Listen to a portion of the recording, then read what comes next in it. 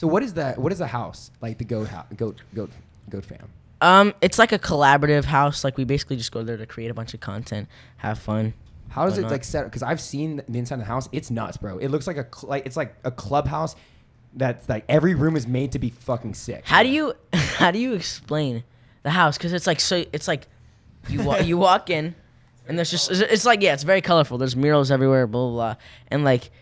You walk up 3 flights. Everyone always complains about the stairs. There's a lot of stairs in the house. So like, fucking we have 2 stairs. Yeah, we got 2 stairs. Fucking 5 steps. Yeah.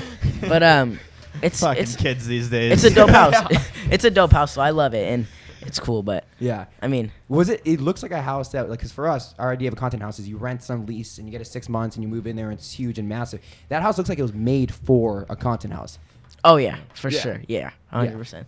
I mean, not necessarily, but I feel like it definitely serves the purpose well. Does like everyone vlog in that house, or just everyone? Yeah, people like usually just vlog, film videos, TikToks, everything. Because that's the thing. When we went to Saddle, what you're telling me, Burke, like when you met Gavin for the first time, it's like field trip. There are 4 tables taken. It's a big crew. Together, dude. It's a pack. Well, and because your parents come too, right?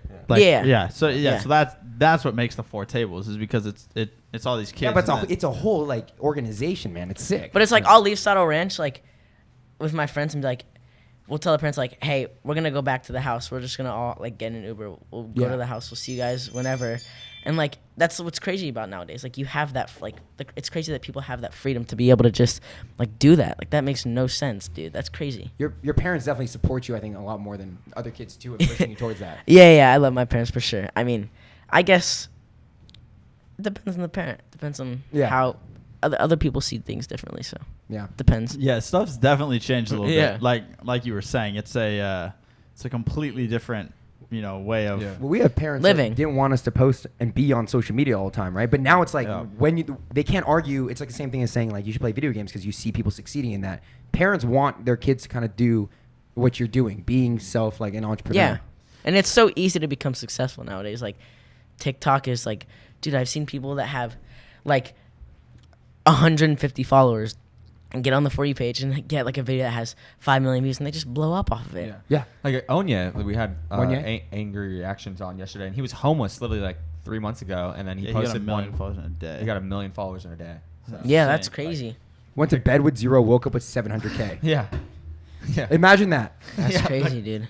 That's ridiculous. So like when you guys are all hanging out and like are your parents there like most of the time, or is it and then they seem like they're off hands too, like they're kind of but hands off. is someone's parents like ever like just like completely tripping, like if somebody's like being like not really, it's like 50-50. Do they kind of like have to do that like just to seem like like there's other they parents care that are a little being bit. chill and then like there's other parents that it's 50-50. It depends.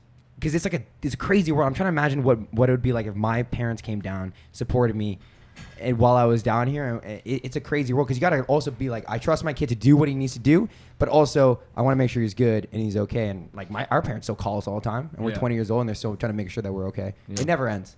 Yeah. It never fucking ends. It does never end. Yeah. That's crazy. So what's going on in music, man? Because you have been fucking huge on YouTube for music. What's going on there? What's the process? Dude, where do I start? So I've been in the studio like it's either every day or every other day. But I've been making a lot of music recently. I just did a song with Lakel. It's called Fake Love. I wrote it. Like I usually like in music it's crazy because a lot of these artists that you think write all their own music, they don't. Because it's like me, I always like usually try to involve myself in the writing process at least like a little bit, so it's at least coming from my heart a little bit. But this song I like completely wrote like by myself. I was on FaceTime with my friend and I was like, yo, let's write a song. I was like, bet. And we wrote it in like an hour. Jeez. And then he hopped on the song. It's not released yet, but it's gonna be crazy. That's lit. Music's a crazy world when you go from the internet and you're promoting it on Dude, Lil Huddy just dropped a song last night, right? Everyone Dude, everyone's making music now. I was like, I'm glad to say. TikTok boys are coming out with shit. Dude, 21st Century Vampire? Yeah, dude. Slaps, bro. It's a heater. It's a good song, but it's crazy because everybody is doing music now. Like every TikToker is hopping on music. It was like Dixie to me. Or no, first it was actually like Jaden Hossler, but that dude's like he's really musically talented. He actually has something going. Yeah. And then it was like Dixie and all them like Taylor Holder. Taylor Holder's Nate going Wyatt. Nate Wyatt. Do you feel like it's kind of getting like saturated a little bit in music, or are you not afraid of that at all? I mean, think about that I think it is getting. Yeah, I think you're right. I think it definitely is getting a little oversaturated because like, I'm glad to say that I was at least, doing music before it was like a trend. Like, oh, you're a TikToker. It's your TikToker. You got a following. Oh, make a song, like, because people are just like so many people are doing it. It's like, don't ruin music for us. But the thing is, though, is like that will all just kind of like fade out. Yeah, that'll definitely and then like the people that are actually doing well, like I mean, it'll still go through it, bro. I used to bang your song, fucking Hearts on a Pennant, bro. That shit goes hard. Thank you. That shit goes hard. Thank you.